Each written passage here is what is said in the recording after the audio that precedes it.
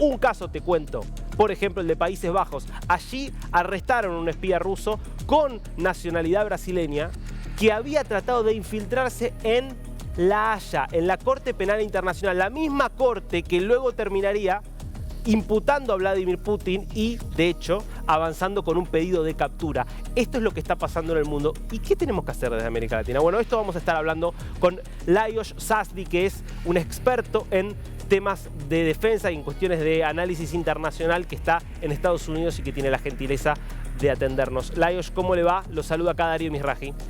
Muy bien, saludos desde San Juan de Puerto Rico. Está en Puerto Rico, bueno, Estado Libre Asociado, no de Estados Unidos, perdón. Lajos, ¿qué está pasando? Esto que estamos viendo, de estos espías que son arrestados con pasaportes, por ejemplo, brasileño, argentino, ¿es un fenómeno nuevo o esto ocurría y antes no nos enterábamos? No, es un fenómeno que ya ha ocurrido, y disculpen el ruido de fondo, es algo que tomemos en cuenta algo. Desde la caída de la Unión Soviética, a fines del 91, pues han pasado ya más de 30 años, que amplio tiempo que ha habido para infiltrar agentes, y eso sin contar a los de tiempos de la Unión Soviética que no fueron detectados, que incluso pudieron haber salido de la Unión Soviética en tiempos de la perestroika, sobre pretexto de la apertura de las fronteras. Entonces, podríamos estar considerando pues unas redes muy sofisticadas, con elementos durmientes, ya desde tiempos de la Unión Soviética, y que siguió la práctica con la Federación Rusa, bajo Boris Yeltsin y sobre todo bajo Vladimir Putin, que no olvidemos, fue, aparte del teniente coronel que sepamos, no llegó a ese rango de la KGB, pero también fue director del FSB, el Servicio de Seguridad Federal. Así que no hay que sorprender esto, y no olvidemos también otra cosa, que aparte del tema de estos espías, ¿no?, que se hacen pasar por hispanoamericanos, están otros temas de inteligencia que querría añadir. Si quiere puede tocar este tema, podemos tocarlo, de agentes de influencia, que su misión no es tanto espiar, pero propagar, diseminar los puntos de vista del Kremlin. Muy interesante esta nueva beta que está abriendo. A ver, arranquemos por un espía.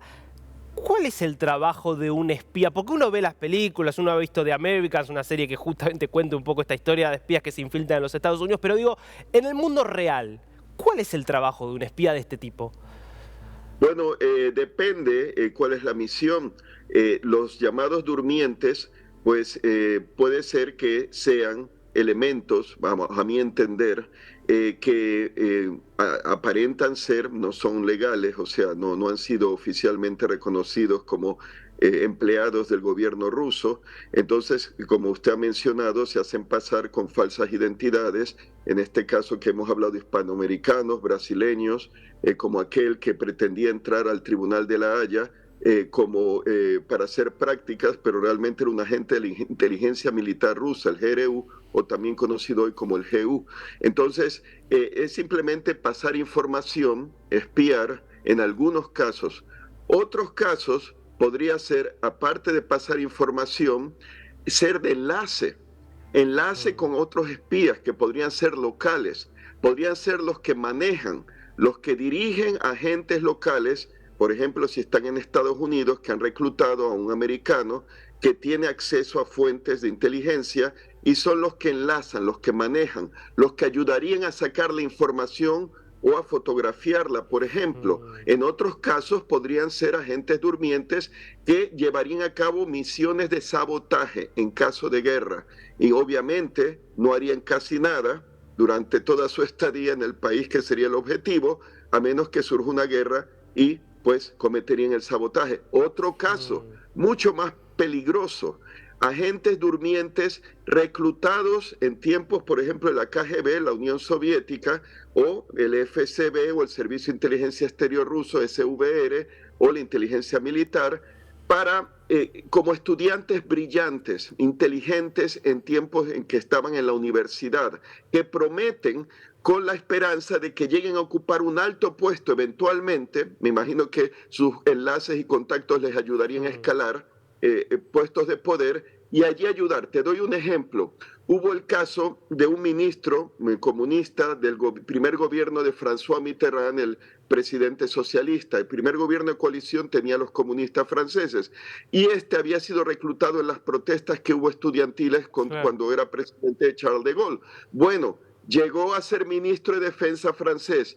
Y cuando cayó el muro de Berlín y cayó la Unión Soviética, el Pacto de Varsovia, los archivos búlgaros de la policía secreta que lo manejaban en nombre de la KGB soviética, ahí aparecía que le había pasado pues a los búlgaros y estos a la Unión Soviética las rutas de entrada y salida de los submarinos de propulsión nuclear y misiles balísticos franceses del puerto atlántico de Brest, cuando fue ministro. Por ejemplo, él murió cuando se publicó la información, ya después de la caída de la Unión Soviética, ya había fallecido, pero se había revelado eso. Y ese es el peligro, que los haya habido o los haya en Europa después de tantos años, y ahí uno podría preguntarse, mi especulación, ¿cómo hay países que se desarmaron tras la caída de la Unión Soviética? Claro, no había amenaza rusa ya, dependencia del petróleo, dependencia del gas. Bueno, son escenarios posibles y no sería extraño que haya ese tipo de agentes dormidos, vamos a decir, topos. Claro. Bien profundos. Es impresionante lo que está contando Lajos, porque lo que usted está diciendo es, por ahí en tiempos de paz podría no ser tan relevante o tan inquietante, pero en tiempos de guerra puede haber espías que le pueden estar diciendo o informando a Rusia, bueno, tal país está en condiciones de mandar aviones o no mandar aviones a Ucrania, si mandar aviones mandaría tal tipo de aviones y no otro. Digo, estamos hablando de información que en un periodo de guerra es absolutamente crítica, ¿no? Eso es lo que me parece tan impresionante. Y también tome en cuenta que si estamos hablando, porque esas filtraciones del Pentágono, también podría ser un estadounidense que está en contra de la guerra y que simplemente pues teme una guerra nuclear y filtra eso para que haya un debate, ¿no? Pero también podría ser un espía o agentes al servicio de Moscú que pueden ser norteamericanos. No se olviden el caso de Aldrich Ames de la CIA, tan famoso, casado con una colombiana que la reclutó también para el espionaje a favor de la Unión Soviética y después de Rusia. Pues podría ser que lo hacen público precisamente para... ¿cómo decir? Pues que sirva de vergüenza, ¿no? Para que se abra un debate o incluso, pues, para arreglar esos documentos, como se ha dicho, que habrían sido incluso manipulados con desinformación rusa, como diciendo que Ucrania tuvo pues más de 100.000 muertos en la guerra y Rusia solo 16.000. Eso sería pues una forma de manipulación de esos presuntos documentos, sí. Claro. Lajos, obviamente lo que más nos inquieta acá es América Latina también, ¿no? Ahora, ¿por qué puede ser que estos personajes vengan a Argentina, vengan a Brasil, pasen años, tengan hijos, formen familias y después vayan a hacer estos trabajos de espionaje? ¿Qué es lo que buscan y por qué eligen a nuestros países? Bueno, una posibilidad es, algunos de ellos, bastantes de ellos se han hecho pasar como de origen alemán. Y claro, como son de apariencia nórdica, estos espías rusos, o algunos de ellos al menos, pues entonces asumen una identidad falsa como que son de origen alemán, pues ya saben, Brasil los hay, Argentina los tiene también, y entonces pues serviría como una cobertura en ese sentido, ¿no?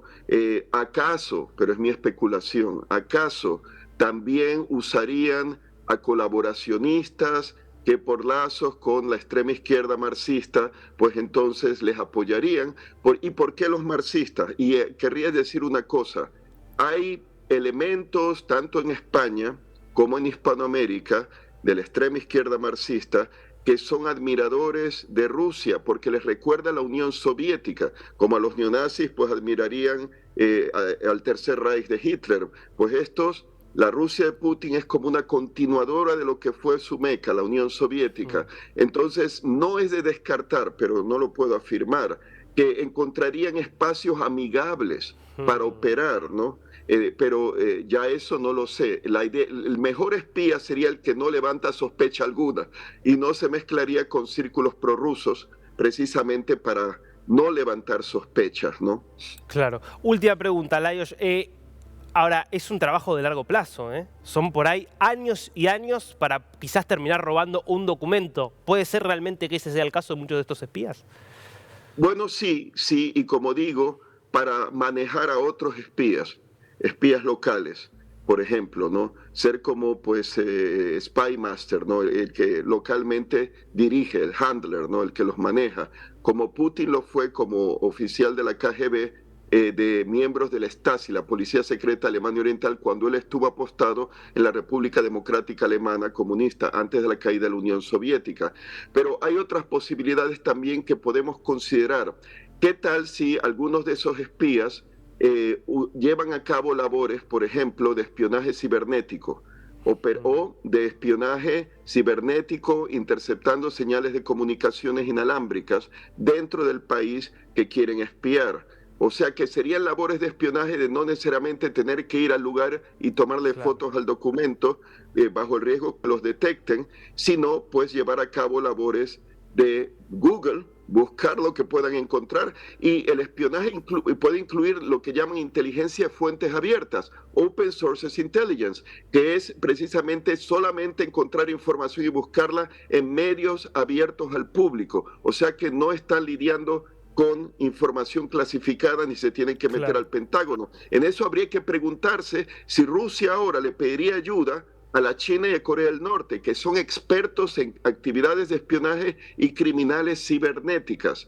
Esa sería una posibilidad que no se debería descartar. Tremendo. Lajos, interesantísimo y también bastante preocupante. Muchas gracias por este tiempo con News. Gracias por invitarme. Buenos días, buenas tardes.